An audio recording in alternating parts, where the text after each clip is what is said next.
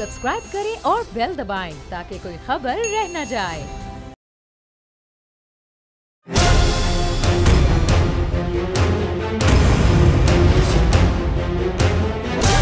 From the Islamabad studios of Bol Network, it's time for Jameel Farooqi on National Debate.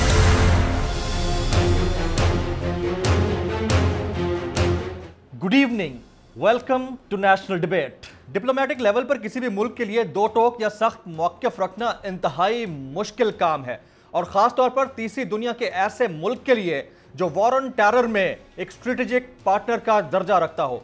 माजी में हमने देखा हमेशा से पाकिस्तान अमेरिका के साथ स्ट्रेटेजिक पार्टनर के तौर पर काम करता रहा है, ख़ास तौर पर वॉर ऑन टेरर को लेकर।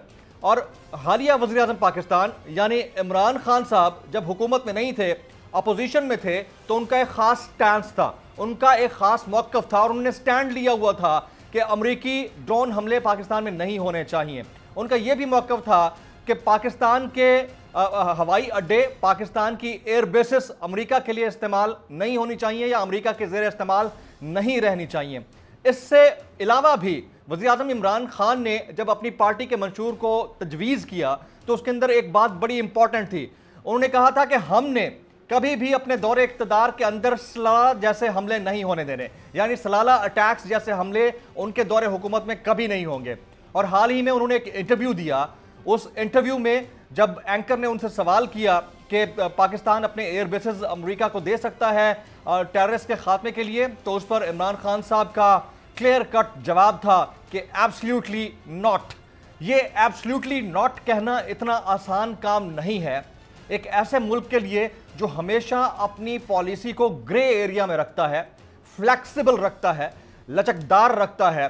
तो खान साहब ने जो किया है, इससे उन तमाम क्रिटिक्स, तनकीद करने वालों के जिनके जहन में यह था कि पाकिस्तान शायद किसी नई डील की तरफ जा रहा है या किसी नए कॉन्ट्रैक्ट की तरफ जा रहा है, उन सब के तो मुंह बंद हो ही गए हैं। साथ ही साथ इंटरनेशनल लेवल पर पाकिस्तान का कद बुलंद हुआ है, पाकिस्तान के कद में इजाफा हुआ है, क्योंकि पाकिस्तान का एक नैरेटिव है और एक फर्म स्टैंड है, और वो स्टैंड है कि पाकिस्तान अपने मुल्क की सॉवरेनिटी के ऊपर किसी तौर पर भी कॉम्प्रोमाइज़ नहीं करेगा और अपनी सरजमीन को किसी भी मुल्क के अंदर दरअंदाजी के लिए इस्तेमाल नहीं होने देगा। डू मोर से नो मोर तक का सफ़र इंतहाई कठिन भी हो सकता है, लेकिन यह फैसला लिया जा चुका है। माजी की अगर हम बात करें तो माजी में हमेशा अमेरिका पाकिस्तान से डू मोर का मुतालबा करता रहा है। यह क्रोनोलॉजी है, इस क्रोनोलॉजी को हम इग्नोर नहीं कर सकते हैं। चाहे ओबामा हो, चाहे डोनाल्ड ट्रंप हो, या चाहे आज की हुकूमत हो अमेरिका की, हमेशा से उनकी तरफ से पाकिस्तान के लिए डू मोर का मुतालबा किया जाता रहा है। मैं थोड़ी सी तारीख इसकी रखना चाहूंगा आपके सामने। 16 नवंबर 2009 की बात है। ओबामा इंतजामिया ने तालिबान और अलकायदा के खिलाफ जंग को वुसअत देने के लिए पाकिस्तान पर दबाव बढ़ाने के लिए सदर आसिफ अली जरदारी को एक खत लिखा। खत में ओबामा ने तवक्को जाहिर की कि सदर आसिफ अली जरदारी इंतहा पसंदों के खिलाफ मुनज़्ज़म मुहिम के लिए सियासी और कौमी सलामती के इदारों को एक साथ लेकर चलेंगे। जनरल जेम्स जॉन्स ने पाकिस्तानी हुक्काम को पैगाम दिया कि अमेरिका की नई हिकमत अमली सिर्फ उसी वक्त मौसर साबित होगी जब पाकिस्तानी हुकूमत अपनी कार्रवाई का दायरा शहरों और सिक्योरिटी फोर्सेस पर हमले करने वाले दहशत गर्दों से बढ़ाकर उन ग्रुपों तक वसी करेगी जिनके महफूज ठिकाने पाकिस्तान में हैं और वह अफगानिस्तान में अमरीकी फौजियों पर हमलों की मनसूबाबंदी और अलकायदा के नेटवर्क के साथ ताउन करते हैं। यानी एक मरतबा डू मोर का मुतालबा किया गया। 14 मई 2016 अमरीकी महकमा खारजा की ओहदेदार एलिज़ाबेथ ट्रूडो ने न्यूज़ ब्रीफिंग के दौरान कहा कि अमरीकी इंतजामिया भी यही चाहती है कि पाकिस्तान हक्कानी नेटवर्क के खिलाफ कार्रवाई करे। इससे एक हफ्ता कबल अमरीकी कांग्रेस के पैनल ने हक्कानी नेटवर्क के खिलाफ कार्रवाई न करने पर पाकिस्तान को 45 करोड़ डॉलर की फौजी इमदाद के रोके जाने के बिल की तौसीक की थी। कबल अजी कांग्रेस ने ओबामा इंतजामिया को पाकिस्तान को F-16 तैयारों की खरीदारी के लिए फंड्स की फराहमी से भी मना किया था। यानी यहां पर भी दबाव था कि डू मोर किया जाए। 17 अगस्त 2016 अमरीकी महकमा खारजा के नायब तर्जुमान मार्क टोनर ने कहा कि पाकिस्तान दहशत गर्दों को अंदरूने और बैरून मुल्क कार्रवाई से रोके। उन्होंने कहा कि यह इंतहाई अहम है कि पाकिस्तान न सिर्फ अंदरूनी मुल्क में बल्कि खित्ते में कहीं भी दहशत गर्दों की कार्रवाई को रोके। यानी यहां पर भी मुतालबा पाकिस्तान से डू मोर का ही था। 22 अगस्त 2017 अमरीकी सदर डोनाल्ड ट्रंप ने जनूबी एशिया के मुतालिक पॉलिसी का ऐलान किया, जिसमें ट्रंप ने एक बार फिर पाकिस्तान से डू मोर का खुलेआम मुतालबा किया और हक्कानी नेटवर्क और दहशतगर्दों की पनाहगाहों को खत्म करने का मुतालबा किया और साथ ही दहशतगर्दों के पाकिस्तान में महफूज ठिकानों को खत्म करने जैसे मुतालबात सामने आए। दिसंबर 2017 दौरे पाकिस्तान से कबल मीडिया से बात करते हुए जेम्स मैटिस ने कहा कि वो पाकिस्तान पर दबाव नहीं डालना चाहते, अलबत्ता पाकिस्तान को दहशतगर्दी का मुकाबला करने के लिए अपनी जिम्मेदारियां पूरी करनी चाहिए, यानी अगेन डू मोर का मुतालबा किया गया। 24 अक्टूबर 2018 वॉशिंगटन में प्रेस ब्रीफिंग के दौरान अमेरिकी वज़ीर ख़ारजा माइक पॉम्पियो ने पाकिस्तान से डू मोर का मुतालबा करते हुए कहा कि अमेरिका की जनूबी एशिया पॉलिसी में तब्दीली नहीं हुई, इसलिए उम्मीद करता हूं कि पाकिस्तान दहशतगर्दों को महफूज ठिकाने नहीं बनाने देगा, यानी अगेन डू मोर का मुतालबा हुआ। इसके अलावा Barack Obama, Donald Trump, John Kerry और मुतादिद ओहदेदार पाकिस्तान से हमेशा डू मोर का मुतालबा करते रहे हैं और अब वज़ीर आज़म पाकिस्तान इमरान खान ने 2021 में इस डू मोर को नो मोर में बदलकर एब्सोल्युटली नॉट का जुमला अदा किया है, जिस पर इंटरनेशनल लेवल पर तबर्रा जरूर हो रहा है। पाकिस्तान में पॉलिटिकली ये बहुत बड़ा मूव है। Agenda of the national debate पर बात करने से पहले हम बात करेंगे ट्रेंडिंग टुनाइट की। ट्रेंडिंग टुनाइट आज का हमारा हैशटैग है एब्सोल्युटली नॉट, एब्सोल्युटली नॉट। मुझे जमील फारूकी कहते हैं, आप मेरा प्रोग्राम नेशनल डिबेट बोल न्यूज पर मुलाजा करते हैं। ऑन द डिबेट टुनाइट आज के हमारे मुअज़्ज़ज़ मेहमानान में शामिल हैं जनाब जाहिद हफीज चौधरी साहब, तर्जुमान दफ्तर खारजा पाकिस्तान और पाकिस्तान के मारूफ डिप्लोमेट। प्रोग्राम के दूसरे हिस्से में हमारे साथ मौजूद होंगे पाकिस्तान के मारूफ सहाफ़ी, सीनियर तज्ज़ियाकार, नक्काद और दानिश्वर जनाब हसन निसार साहब। मैं दफ्तर खारजा के तर्जुमान जनाब जाहिद हफीज़ चौधरी साहब को one on one national debate के पहले हिस्से में खुशामदीद कहता हूँ। सर, आप तशरीफ़ लाए, आपका बहुत बहुत शुक्रिया।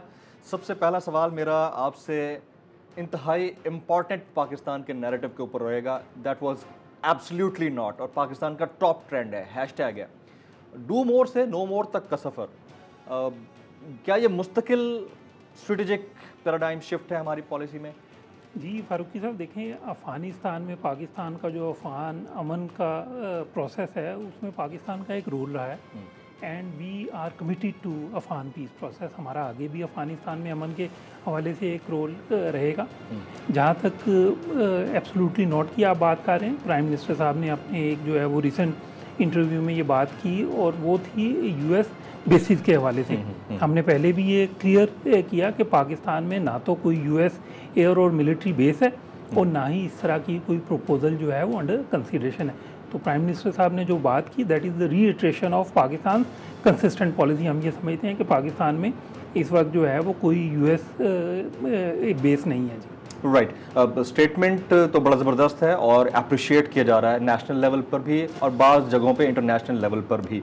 लेकिन हैविंग सेड दिस ऑल, जब स्टेटमेंट बड़ा दो टोक होता है तो जिस पार्टनर या स्ट्रेटेजिक पार्टनर से मुताल्लिक वो स्टेटमेंट होता है उसकी तरफ से रिएक्शन या रद्द अमल की सूरत में भी कुछ आ सकता है। तो पाकिस्तान प्रिपेयर है सारी सिचुएशन? नहीं, हम नहीं ये समझते कि इसमें रद्द अमल की। देखें, मैं तो जो बात पहले आपसे की कि पाकिस्तान का अफ़गान अमन अमल में एक बहुत ही अहम किरदार है, उस किरदार को यूएस ने भी अप्रिशिएट किया है, एक्नॉलेज किया है, बल्कि पूरी इंटरनेशनल कम्युनिटी आज पाकिस्तान के उस किरदार को सराह रही है। तो हम ये समझते हैं कि पाकिस्तान का ये जो मौक़िफ़ है, ये पाकिस्तान की कंसिस्टेंट एक जो अफ़गानिस्तान के ऊपर पॉलिसी है उसी की मैनिफेस्टेशन है। पाकिस्तान ये समझता है कि अफ़गानिस्तान में जो अमन अमल है उसके लिए अफ़गान्स का रोल बहुत इम्पॉर्टेंट है। हम ये समझते हैं कि इंट्रा अफ़गान निगोसिएशन जो हो रही हैं उनकी कामयाबी बहुत ज़रूरी है।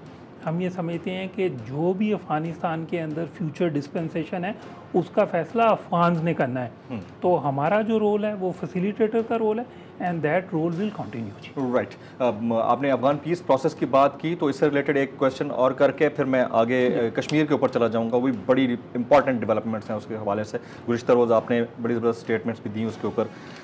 शाह महमूद कुरैशी साहब ने एक इंटरव्यू दिया और उसमें कहा कि कोई ये ना समझे कि अफ़गानिस्तान के अमन का सारा बोझ पाकिस्तान के कंधे पर डालकर हम बरी जुमा हो जाएंगे। तो आप बता सकते हैं कि ये बोझ किसकी तरफ से डाला जा रहा है या प्रेशर किसकी तरफ से डाला जा रहा है? नहीं, देखिए, उसमें बात ये है कि जिस तरह मैंने पहले कहा कि पाकिस्तान एक वाहिद मुल्क है जी जिसने हमेशा ये मेंटेन किया है कि there is no military solution, कि अफ़गानिस्तान में जो प्रोसेस है वो निगोसिएशंस का ही होना चाहिए, पॉलिटिकल होना चाहिए, मिलिट्री सॉल्यूशन उसका कोई नहीं है। पाकिस्तान ने हमेशा ये मेंटेन किया है। हम अब भी ये समझते हैं कि अफगान पीस प्रोसेस जो है उसे आगे चलना चाहिए। पाकिस्तान का उसमें रोल पिछले साल फैसिलिटेटर का है, फैसिलिटेटर का रोल उसमें पिछले साल जो 3 इंतहाई अहम माइलस्टोन्स अचीव हुए, उसमें यूएस और तालिबान का पीस एग्रीमेंट हुआ जो फरवरी लास्ट ईयर, उसके बाद इंट्रा अफगान निगोसिएशंस जो स्टार्ट हुई सितंबर लास्ट ईयर, और उसके बाद एग्रीमेंट हुआ on rules and procedures November last year. इन तब तीनों में पाकिस्तान का एक कलीदी किरदार था।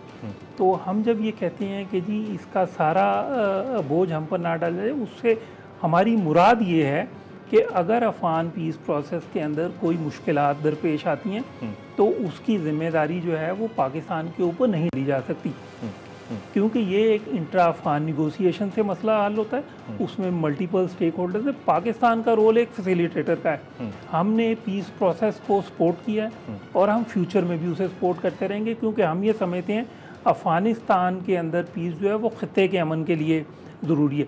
और पाकिस्तान जिस तरह अभी भी हम ओवर 3 मिलियन अफगान रेफ्यूजीज़ को होस्ट करते हैं, तो we have an added interest in peace in Afghanistan. हम ये समझते हैं कि उससे हमारे कनेक्टिविटी के जो इनिशिएटिव्स हैं रीजन में उसे मदद मिलेगी, अफगान रेफ्यूजीज़ की जो उनकी with dignity honour in a time bound manner repatriation है उसमें मदद मिलेगी, और ख़ित्ते के अमन में मदद मिलेगी।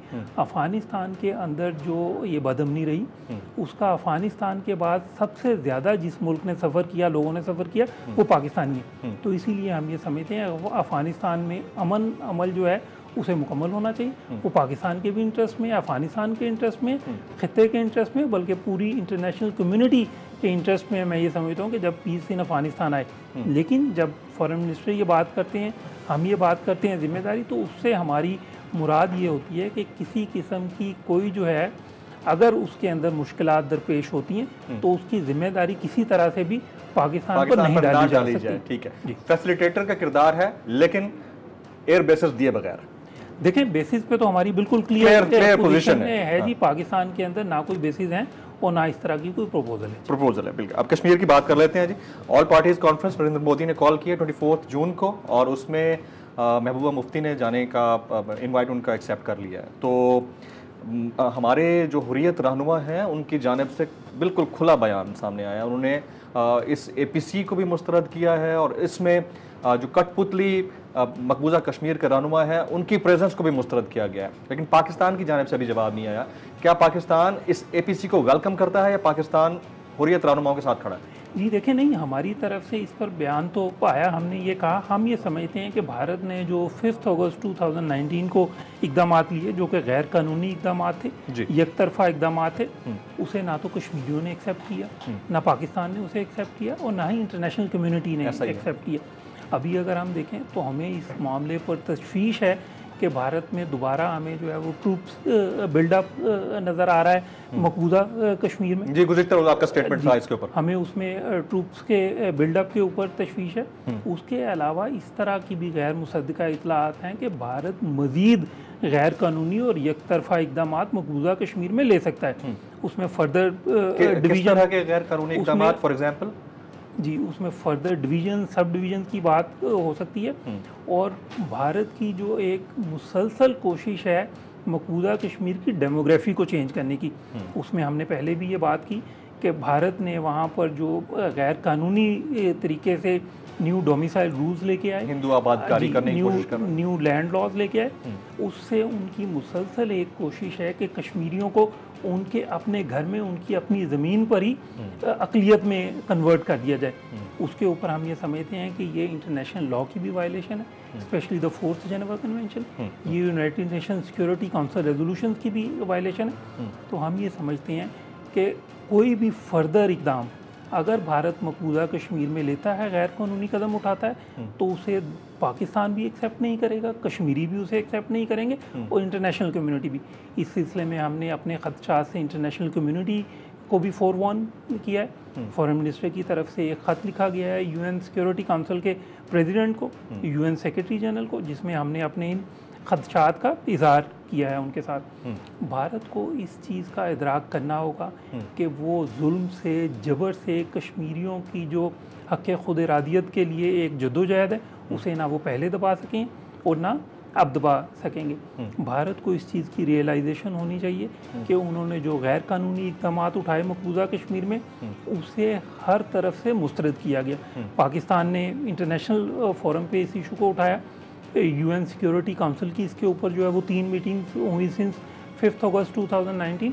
हम अब भी ये समझते हैं कि अगर कोई भी इस तरह का गैर कानूनी कदम भारत की तरफ से उठाया गया तो उसकी भरपूर मजम्मत भी की जाएगी, मुखालफत भी की जाएगी, और कश्मीरी भी उसे किसी सूरत भी कबूल नहीं करेंगे। मैं आपसे ये भी शेयर करना चाहूँगा कि खित्ते में देरपा अमन के लिए भारत को इस चीज़ को मानना पड़ेगा कि आउटस्टैंडिंग इश्यूज़ जो हैं उनका रेजोल्यूशन ज़रूरी है, और कोर इशू पाकिस्तान और भारत के दरमियान जो है वो जम्मू एंड कश्मीर डिस्प्यूट है, और उसका resolution as per the United Nation Security Council resolutions और as per the wishes of the Kashmiri people, जब तक वो नहीं होगा उस वक्त तक खित्ते में देरपा अमन का क़याम मुमकिन नहीं होगा। तो आपको ये लगता है कि ये जो APC हो रही है, क्योंकि इंडिया टुडे की एक स्टोरी थी और उस स्टोरी के मुताबिक जो रंग देने की कोशिश की गई इंडियन मीडिया के अंदर वो ये था कि restoration of article 370 and 35A ये हो सकता है आने वाले दिनों में, पहले एब्रोगेट हुआ, हो सकता है उसके लिए मुमकिन तौर पर ये APC कॉल की गई हो। तो हमारे एंड पे क्या चीज़ चल रही है कि आया अगर ये रिस्टोरेशन ऑफ द आर्टिकल 370 और 35A के लिए है तो उसको पाकिस्तान वेलकम करेगा, अदरवाइज़ नहीं करेगा? देखें, हमारे लिए सबसे इम्पॉर्टेंट बात यह है कि मकबूजा कश्मीर जो है वो Indian illegally occupied Jammu and Kashmir, उसके फाइनल सोल्यूशन की तरफ जाया जाए, और हम ये समझते हैं कि उसके रेजोल्यूशन का वाहिद हल जो है वो United Nation Security Council resolutions की इम्प्लीमेंटेशन में है, और वो रेजोल्यूशंस क्लियरली कहती हैं कि एक प्लेबिसिट होएगा अंडर द UN ऑस्पिसेस, तो उसका वाहिद हल तो उसमें मौजूद है। लेकिन हमने ये भी कहा कि जी भारत ने जो 5 अगस्त 2019 को गैर कानूनी और एक तरफा इकदाम लिए उनकी रिवर्सल की हमने बात की। हम ये समझते हैं कि जो कश्मीरी लीडरशिप है इनकार्सरेटेड, उसकी फौरी रिहाई होनी चाहिए। वहाँ पर जो एक्स्ट्रा जुडिशल किलिंग्स हो रही हैं in fake encounters and staged cordon and search operation, उसे बंद होना चाहिए। हम ये समझते हैं कि वहाँ पर जितनी भी ह्यूमन राइट्स वायलेशंस हो रही हैं उनका फौरी तौर पर ख़ात्मा होना चाहिए। तो जो भी इक़दाम हैं उनकी जो डायरेक्शन है that needs to be toward the final resolution of the Jammu and Kashmir dispute as per the UN security council resolution. Right, तो अगर APC नरेंद्र मोदी कॉल कर रहे हैं तो उसमें हुर्रियत रहनुमाओं की शमूलियत के बगैर वी डोंट एक्सेप्ट दैट। हम ये समझते हैं कि जी कोई भी कदम जो कि मसला कश्मीर के हल की तरफ एक कदम नहीं होता, और वो हल भी United Nation Security Council resolutions के मुताबिक हो और कश्मीरियों की उमंगों के मुताबिक हो, उसकी अगर डायरेक्शन में वो कदम नहीं उठाया जाता, हम भी उस कदम को रद्द करेंगे, मुस्तरद करेंगे, उसकी मुखालफत करेंगे, कश्मीरी भी करेंगे और इंटरनेशनल कम्युनिटी भी करेंगे। Absolutely right. Kulbhushan Yadav case की बात करते हैं, आपने बड़ा ज़बरदस्त स्टेटमेंट दिया गुज़िश्ता रोज़ कि जो क्रिटिसिज्म वहाँ हो रहा है दैट इज़ अनएक्सेप्टेबल। तो ये हुआ क्या है असल में, करना क्या चाह रहा है भारत, आपको क्या लगता है? देखें, जिस तरह आपके इल्म में है 2016 में Kulbhushan Sudhir Yadav, commander Kulbhushan Sudhir Yadav, he was arrested in Balochistan province of Pakistan ji, वहाँ पे काउंटर इंटेलिजेंस ऑपरेशन के अंदर। उसके बाद भारत जो है वो उस केस को लेकर इंटरनेशनल कोर्ट ऑफ जस्टिस में चला गया कि पाकिस्तान ने हमें उसके लिए कॉन्सुलर एक्सेस नहीं दी।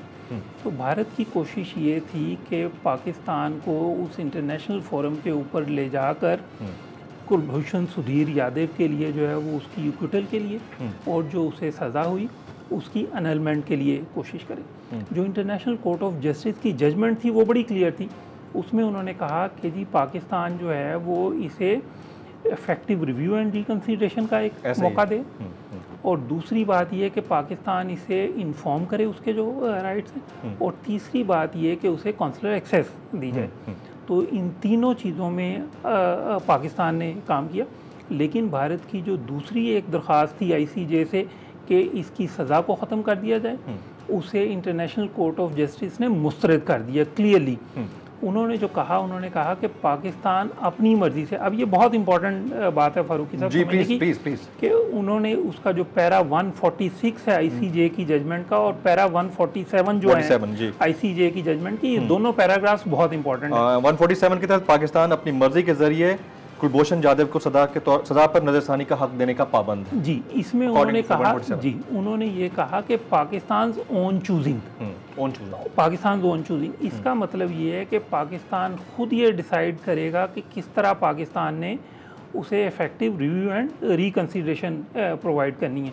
उस सिलसिले में पाकिस्तान की तरफ से एक जो है वो ऑर्डिनेंस आया, international court of justice review and reconsideration ordinance 2020, और उसके बाद अभी रिसेंटली जो है वो उसके ऊपर एक बिल आया। तो उसमें हमारी कोशिश ये है कि भारत को कोई भी ऐसा मौका फ्राहम ना किया जाए जिससे वो पाकिस्तान के ऊपर ये इल्ज़ाम लगाए कि पाकिस्तान ने अपनी एक इंटरनेशनल ऑब्लिगेशन को फुलफ़िल नहीं किया। हम ये समझते हैं कि पाकिस्तान अपनी तमाम इंटरनेशनल ऑब्लिगेशंस को मीट करता है, including it's obligations in the case of commander Kulbhushan Sudhir Yadav, एक केस उस पर जो आईसीजे की जजमेंट है। हमने फौरी तौर पर जब ये आईसीजे की जजमेंट आई उसके बाद हमने कमांडर यादव को इन्फॉर्म किया, उसके जो rights under the Vienna convention article 36 जी कॉन्सुलर एक्सेस दी। उसके बाद बल्कि जो पहली कॉन्सुलर एक्सेस थी जिसके ऊपर भारत की तरफ से एक मनफी प्रोपेगेंडा किया जा रहा है कि जी वो कॉन्सुलर एक्सेस फारूकी साहब 30 मिनट्स के लिए स्केड्यूल्ड थी, but it went on for over 2 hours. तो उसके बाद भारत को हमने एक दूसरी मर्तबा फिर उसके लिए कॉन्सुलर एक्सेस दी। हम अब भी उन्हें कॉन्सुलर एक्सेस देने के लिए तैयार हैं, लेकिन भारत को एक चीज़ समझनी होगी कि जो इफेक्टिव रिव्यू एंड रिकंसिडरेशन है वो उन्हें पाकिस्तानी कोर्ट से ही मिल सकेगा, और उसके लिए it's important that they cooperate with courts in Pakistan. जो नहीं करना चाह रहा पाकिस्तानी अदालतों से उन्हें कोऑपरेट करना पड़ेगा।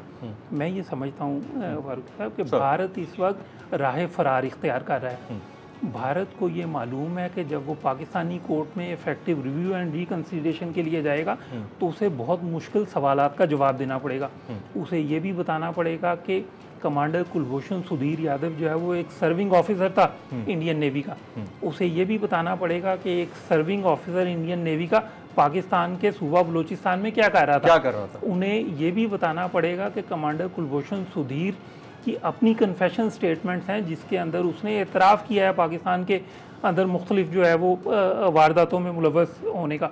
उन्हें ये भी जवाब देना पड़ेगा कि ये सारी चीज़ें जो है जिसके पाकिस्तान के पास ठोस शवाहिद मौजूद हैं उन सब को in a court of law refute करना उनके लिए मुमकिन नहीं होगा। तो हम ये समझते हैं कि इसीलिए वो राह फरार इख्तियार कर रहा है, वो पाकिस्तानी कोर्ट्स के साथ कोऑपरेट नहीं कर रहा, और उसकी ये कोशिश है कि पाकिस्तान की जो एफर्ट्स हैं to give full effect to the ICJ judgement उसे किसी तरह फ्रस्ट्रेट किया जाए। Absolutely right. हमारे साथ मौजूद थे तर्जुमान दफ्तर खारजा जाहिद हफीज़ चौधरी साहब। सर आप तशरीफ़ लाए, आपका बहुत शुक्रिया, और बड़े तदब्बुर के साथ तफसील के साथ तमाम सवालात का जवाब दिया, आपका बहुत बहुत शुक्रिया। ख्वातीन यहाँ एक ब्रेक के बाद जब वापस आएंगे हमारे साथ पाकिस्तान के मायानाल दानिश्वर, तज्ज़ियाकार, सीनियर सहाफ़ी और क्रिटिक जनाब हसन निसार साहब मौजूद होंगे।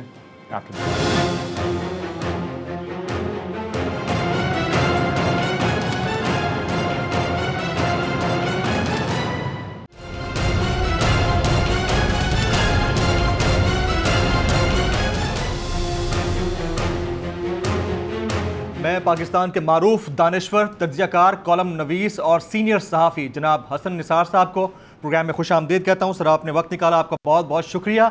अब हमने वैसे बहुत सारे सोशल इश्यूज़ के ऊपर तो ज़रूर बात करनी है, लेकिन सबसे पहले ये डू मोर से नो मोर तक का सफ़र और पाकिस्तान के वज़ीर आज़म इमरान खान साहब की जानिब से अमेरिका को हवाई अड्डे देने के मामले के पर दो टोक एब्सोल्युटली नॉट का रिस्पॉन्स दिया जाना, आपको लगता है कि Pakistan is now on the right track Hasan Nisar साहब? He is in the right hands. That is why Pakistan is in the right hands. That is why it is on the right track. बुनियादी बात ये है। तसव्वुर ये करें, आपके व्यूअर्स की खिदमत में जी। आपके तवस्सुत से मेरी गुजारिश ये तसव्वुर करें कि अगर नवाज शरीफ होता जो 70 साल में नज़रियाती और इनकलाबी और पता नहीं क्या, वो क्या करता, वो चिटें लेके वहाँ पहुँच जाता है। बहरहाल वेरी वेल डन, ठीक है, एक ऑनरेबल, सॉवरेंटी। और होती क्या है, एक सॉवरेन स्टेट क्या होती है, इसी तरह बिहेव करती है। हमें इसलिए अजीब लग रहा है, हम इसको सेलिब्रेट कर रहे हैं, हम इस पर गुफ्तगू कर रहे हैं, क्योंकि यहाँ तो और तरह के लोग मामलात देखते रहे ना, जो कदम कदम पे घुटने टेक देते थे, माथा टेक देते थे। वो एक दुरुस्त रिस्पॉन्स है, भाई हमारी ज़मीन है, आगे बड़ी कीमत दी जा चुकी है, बस करो अब। Absolutely right, absolutely right, absolutely right. Sir अब जरा सोशल इश्यूज़ के ऊपर बात करते हैं। अब गुज़िश्ता दिनों एक स्टोरी बड़ी वायरल हुई और आपकी नज़र से गुजरी भी होगी, मैंने आपका एक कॉलम भी देखा है, और वो स्टोरी थी एक मदरसे में होने वाले बदफेले के वाक़े की, जिस पर उन मुफ्ती साहब को गिरफ़्तार भी कर लिया गया है। और इस तरह का वाक़या एक यूनिवर्सिटी से भी रिपोर्ट हुआ है, जिसकी स्टोरी मैंने ही की है। तो सबसे पहले तो ये फरमाइएगा कि ये जो वाक़यात अब सामने आ रहे हैं, इनकी तादाद में इजाफा हुआ है, ये रिपोर्ट अब होना शुरू हुए हैं? हसन निसार साहब, पहली बात तो ये है कि आपको मुबारक हो, आपने बहुत बहुत पॉजिटिव, बहुत कंस्ट्रक्टिव काम किया है। माशरे को पता, ये इस बात का इल्म होना चाहिए कौन कहाँ खड़ा है, सर कौन किस चीज़ का ठेकेदार है, और कौन उसी चीज़ का व्यापार भी कर रहा है, इसका पता होना चाहिए। बहुत ज़रूरी बात थी। लेकिन एक बात है, मैं अर्ज़ करूँ, मैंने लिखा है इस पे कॉलम, तो ये एक ऐसा मौजू है जिस पे बात करते हुए भी कराहत आती है, बात करते हुए भी घिन आती है। और एक तो मकरूह तरीन हरकत करने वाला कौन, और फिर उसके बाद जवाज़ भी। यानी वो दुनिया का कोई कानून ऐसा नहीं है जो बेगैरत को गैरत दिखाने से, बेगैरती से रोक सके, बेहया को बेहयाई से रोक सके। तो मैंने उसका, मैं चूँकि ये देखता नहीं हूँ, सोशल मीडिया वगैरह मेरा ज़ीरो नॉलेज होता है। मैंने ये किसी टीवी चैनल पे सुना जिसमें उस मनहूस की तस्वीर थी। मैंने लिखा है कि 2 बालिश की दाढ़ी है और पता नहीं क्या उसका हुलिया है, और क्या शैतानी हरकत है, और क्या उसका जवाब है, और क्या उसका जवाब है। लेकिन बहरहाल ये मटीरियल आप जो बात कर रहे हैं, कि मेरा ज़ाती ख्याल ये है कि ये इसे ख़ास कम्युनिटी की ज़बान में इल्लत मशाइख कहा जाता है। तो ये बहुत पुरानी है। अब जैसे जैसे वक्त के साथ मैच्योरिटी आ रही है, लोगों में हौसला, हिम्मत, मीडिया बेहतर से बेहतर, तो अब ये इस तरह के केसेस रिपोर्ट, और it has turned into a sick society, एक जैसे बीमार। आप पिछले दिनों, बल्कि मैंने क्लब किए 3-4 वाक़यात। एक को बच्ची दफनाई गई, अगले दिन घर वाले कब्र पे गए तो उसका कफन कहीं पड़ा, वो कहीं पड़ी, कब्र खोदी हुई थी। इस तरह के अजीबो गरीब किस्म के। अब मुझे रिसेंटली एक ऐसी बात का पता चला है, अगेन आपके थ्रू में, कि नहर के ऊपर जी कुछ लोग बड़ी मुख्तसर सी किट्स लेके बैठे होते हैं पंक्चर लगाने के लिए। करते क्या हैं, 1.5-2 किलोमीटर को इतना, कोई जितना भी फासला होगा, उस पे वो कील बखेर देते हैं। Can you beat it? और वो 2-4 बदबख्त बैठे होते हैं वहाँ, जिनके पास फिर वो क्लाइंट्स की सूरत में आते हैं, तो वो नहर के किनारे बैठे होते हैं। ओनली यस्टरडे जो, अच्छा मैं इतनी देर से चीख रहा हूँ कि भाई हुक्मरानों का विजन अपना होता है, हम जैसे लोगों का जिनका सवाए लिखने पढ़ने सोचने के काम ही कोई नहीं। इस मुल्क का असल अलमिया, मैं बार बार शायद किसी को इसका ख्याल आ जाए कि ये आदमी क्या बक रहा है, क्या भौंक रहा है, इस पर तवज्जो दो, इस पर गौर करो। इस मुल्क का मसला इक्तसादियात का नहीं है मेरे भाई, इस मुल्क का मसला अखलाकियात का है। और अगर पाकिस्तान की इक्तसादियात के साथ ये बलात्कार हुआ है, उसके पीछे भी अखलाकियात है। यानी मुल्क के सरबराहों को, सो कॉल्ड इन रहजन नुमार रहनुमाओं को ख्याल नहीं आया कि हम बैरून मुल्क जायदादें बनाने और औलादें सेटल करने के लिए इस मुल्क को किस बुरी तरह नोच रहे हैं, खा रहे हैं। असल मसला आज भी इमरान की गवर्नमेंट के बाद, ये पीटीआई गवर्नमेंट के बाद रिश्वत के रेट बढ़े हैं क्योंकि रिस्क बढ़ गया है।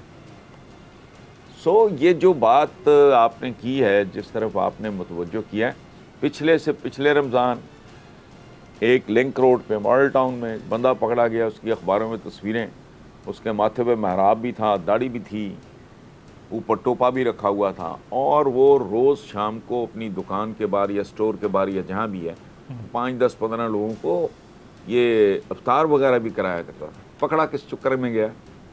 यूटिलिटी स्टोर से, यूटिलिटी स्टोर वालों के स्टाफ के साथ मिलके उसने मनों के हिसाब से चीनी चुराई थी। तो ये इसके बावजूद उसका आप हुलिया देखते, गेटअप देखते, अखबारों में तस्वीरें देखी, मैंने कहा लानत है।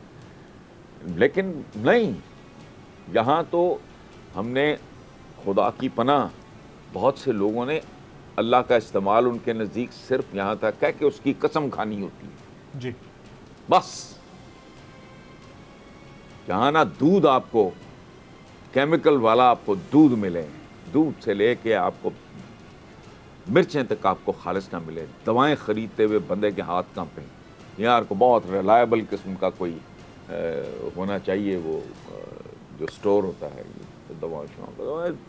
बहरहाल हसन निसार साहब, हम मुआशरा किस तरह का परवान चढ़ा रहे हैं कि वालिदैन असातिज़ा के ऊपर ट्रस्ट नहीं कर सकते कि उस्ताद उनके बच्चे के साथ कोई गलत फेल ना कर डाले।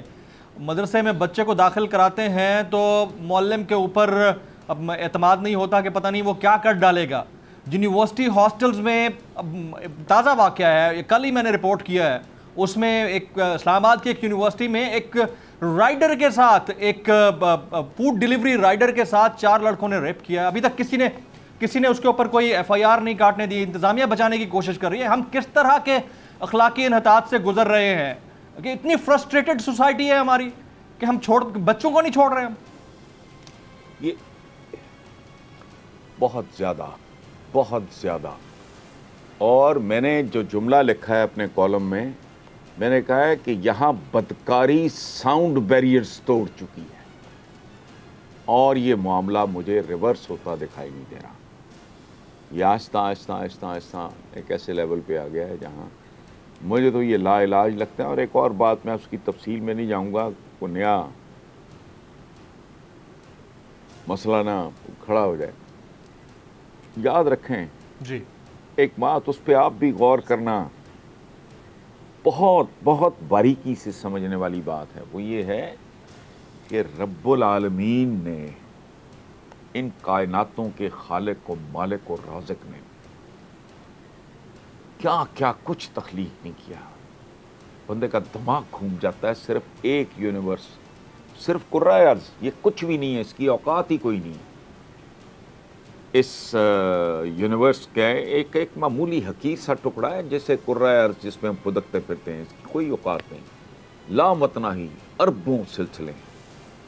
अच्छा, उसने बनाई एक मखलूक जिसे अशरफुल मखलूकात कहा गया। ये बात गौर से सुने जी, उसे अशरफुल मखलूकात कहा गया। मैं जानवरों की बात नहीं कर रहा, अशरफुल मखलूकात की। उसमें भी भाई मेरे गंदगी और गलाजत के खालिक व मालिक ने 2 मराकज़ रखे हैं। बेटा क्या है आपका? वहां गंदगी और गलाजत ट्रांजिट में होती है, लेकिन होती है। ह्यूमन बॉडी में जो मसाना रखा गया है उसमें क्या होता है? याद रखना, इस मुल्क में बहुत बड़े बड़े जुल्म, चूंकि लोगों की शायद नीयतें ठीक हों, लेकिन उनकी अक्लों पे पर्दे पड़े। एक काम के लिए एक मखसूस जगह उन्होंने पूरे मुल्क पे छट्टा दे दिया उसका। मैं उसकी तफसीलात में नहीं जाता, लेकिन बात सुने। मैं पता नहीं कितनी बार 80 से, आई वाज वेरी यंग, तब से ट्रैवल कर रहे हैं, इधर उधर बथेरा घूमा। बहुत ज़्यादा ये नंगों की बीचेस होती हैं, मुझे तो कभी टेम्पटेशन नहीं हुई। और आपका क्या ख्याल है कि पूरा का पूरा शहर पहुंचा होता है वहाँ? नहीं, चंद अब नॉर्मल होते हैं। अच्छा, आपने विदाउट रियलाइजिंग, जिसे खमर कहते हैं, ये मखमूर, ओढ़नी, चादर, जी, शॉल, दुपट्टा, जिससे औरत खुद को ढांपती है, यानी वो चीज जो आपकी अकल को ढांप ले।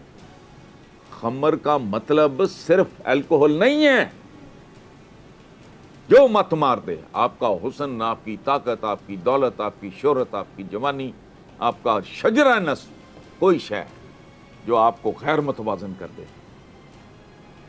अब अल्कोहल से करोड़ों गुना ज्यादा खतरनाक, करोड़ों गुना कह रहा हूं मैं, ये जो सो कॉल्ड आपके प्राइवेट हाई प्रोफाइल स्कूल्स हैं, इनके बाहर बिक रही हैं, उनसे निजात मुमकिन ही नहीं, फेटल। लेकिन नहीं, चर्च हलाल है, वो आराम है, पता नहीं क्या, आई डोंट नो, मुझे नहीं पता। एक जो अच्छा दुनिया को भी नहीं देखते। सही। अब मैं बेशुमार शायद जहाँ जहाँ इस तरह की बीचेस मौजूद हैं,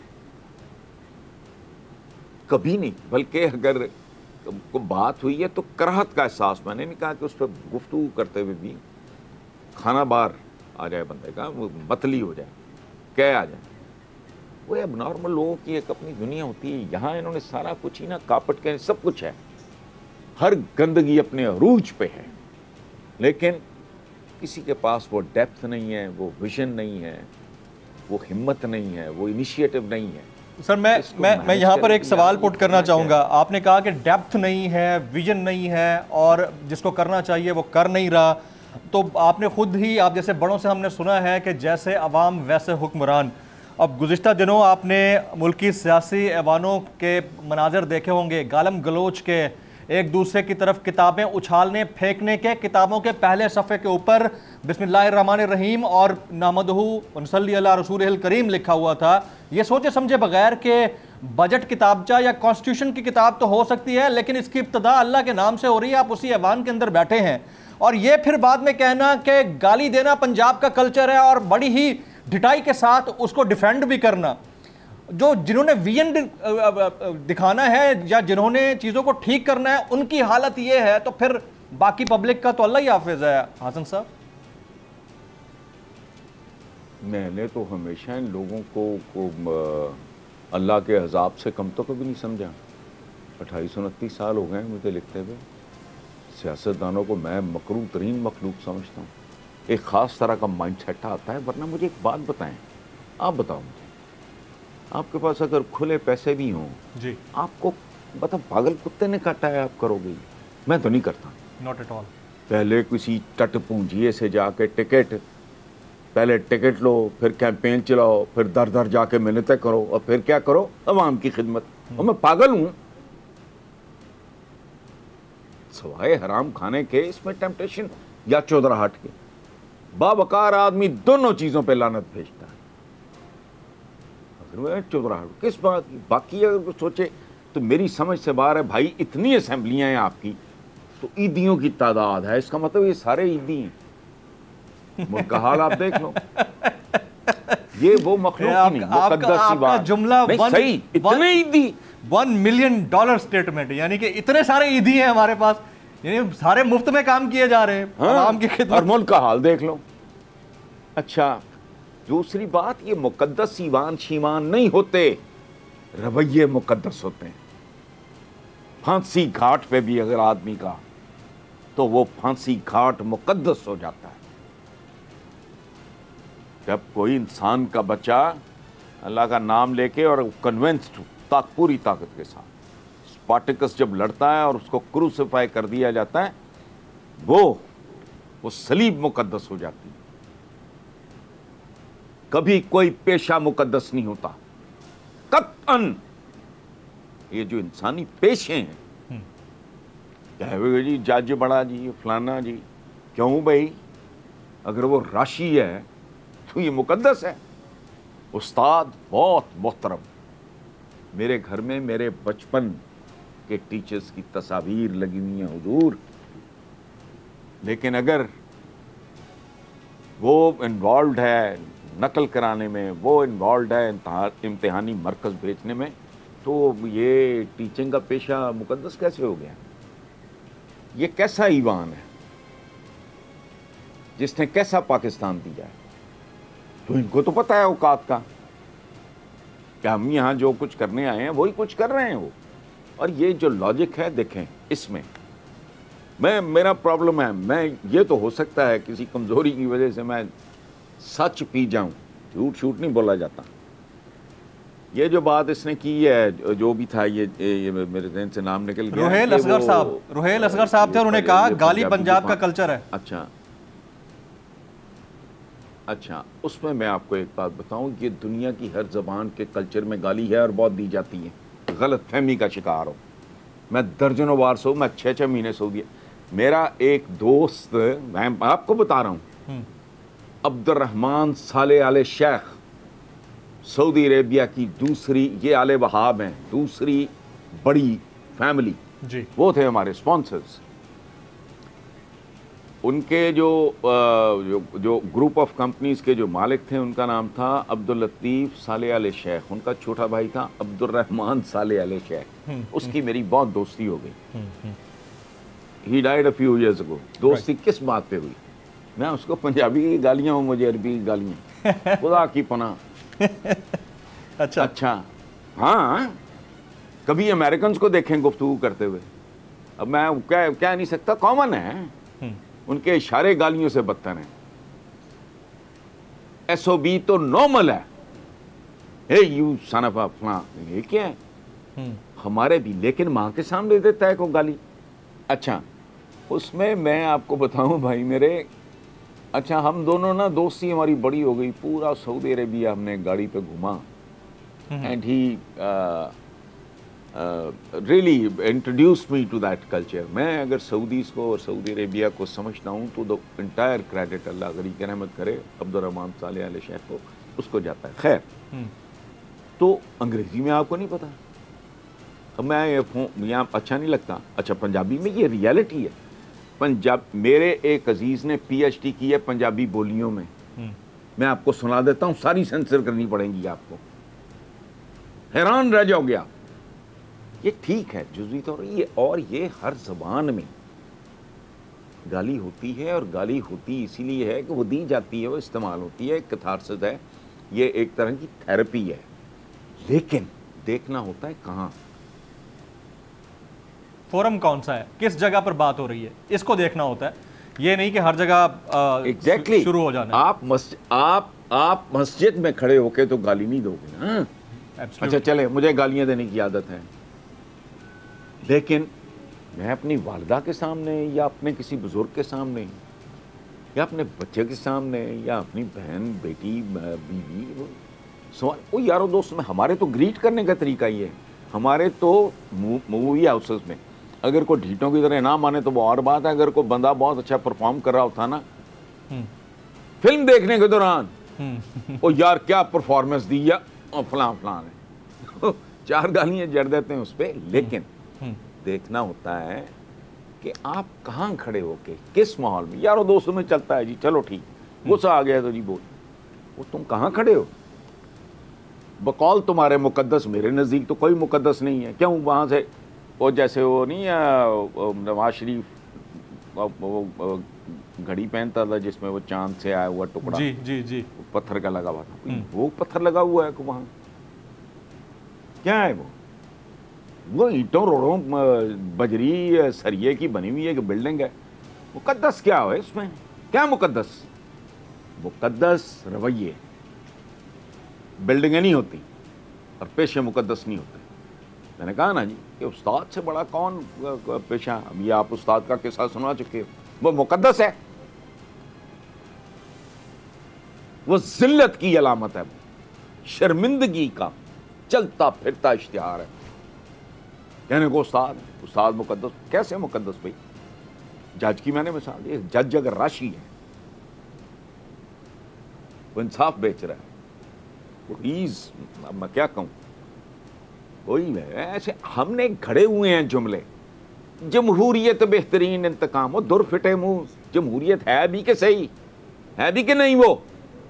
अच्छा फिर कहते नहीं नहीं नहीं बड़ा टाइम चाहिए, ठीक हो जाएगा। अच्छा ठीक हो गया हिंदुस्तान में, वहां तो नॉन स्टॉप रही है जमहूरियत। मुझे बताएं, बात शुरू हुई नेहरू से, मुक्की कहां? नरेंद्र मोदी पे। कभी गौर करें उनको क्या दे दिया इस जमहूरियत? कोई सदारती हो तो फलाना हो, पार्लियामानी हो, नॉनसेंस। बंदा मैटर करता है, बंदे कौन है? सदारती भी आला है, बंदा तो बादशाह हो, शेर शाह सूरी जैसा तो कमाल है, सलमान आली शान जैसा हो, कमाल है ऑटोमन एम्पायर। और अगर मुंतखब को चोर चक्का जेब कुतरा ठग हो तो लानत ऐसे इंतखाब पे और ऐसे वोट पे। जमहूरियत फिर यहाँ फैशनेबल जो है ना, यहाँ में ये अजीबो गरीब लोग हैं, इनके दिमाग काम नहीं करते, दौले शाह के चूहे। ह्यूमन राइट्स, अब मुझे बताएं ये जो 70 साला सफेद दाढ़ी वाला, ये ह्यूमन है? ओ भाई ह्यूमन राइट्स तो ह्यूमंस के हैं। एक बच्चा जो 5 साल, एक बंदा जो 5 साल के बच्चे को, या वो कब्र, मैंने अभी आपको मिसाल दी, ये ह्यूमंस हैं। इनके राइट्स कहां से आ गए? ह्यूमन राइट्स, पहले साबित करो तुम ह्यूमन हो। एक अजीबो गरीब किस्म का एक ये ज़हनी तौर पे पस्त, बिल्कुल दुरुस्त बात है रिटार्डेड। जनाब हसन निसार साहब, सब इसके ऊपर ह्यूमन राइट्स के ऊपर और बाकी आज आपने जो तफसीली पॉइंट्स रेज किए हैं इसके ऊपर मैं चाहूँगा कि आपके साथ एक डिटेल्ड नशिस्त रखी जाए, क्योंकि आज की टॉप स्टोरीज़ में ये 4 थी और हमने आपसे बेहतरीन इसके ऊपर तज्जिया लिया है। आपने हमारे लिए वक्त निकाला, आपका बहुत बहुत शुक्रिया। ख़वातीन हमारे साथ मौजूद थे और आपने उनकी गुफ्तगू सुनी। उन्होंने प्राइम मिनिस्टर पाकिस्तान इमरान खान का जो एब्सोल्युटली नॉट का स्टेटमेंट है उसको बड़ा ज़बरदस्त स्टेटमेंट करार दिया है और कहा है कि सॉवरन स्टेट्स बिल्कुल इसी तरह करती होती हैं। बाकी जो पाकिस्तान के अंदर सोशल इश्यूज़ में हो रहा है उसका तज्जिया आपके सामने रहा। आज के प्रोग्राम से जमील फारूकी को इजाज़त दीजिए।